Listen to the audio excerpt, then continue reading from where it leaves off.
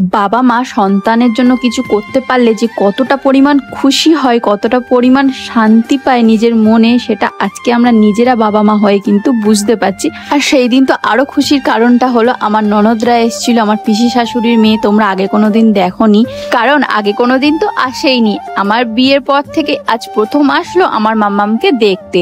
আর এই দিকে এসে দেখি আমার বর হঠাৎ করে নাচতে নাচতে কি নিয়ে এলো। মাম্মামও দেখে কিন্তু চমকে গেছে। তারপর ঘরে এসে দেখি আর ওয়েটই করেনি আমার জন্য, অলরেডি আনবক্স করে দিয়েছে মাম্মামের নতুন একটা খেলনা, যেটা আমি মাম্মামকে কিন্তু গিফট করেছি, মানে অর্ডার করেছিলাম, আজকে সেটা এসছে।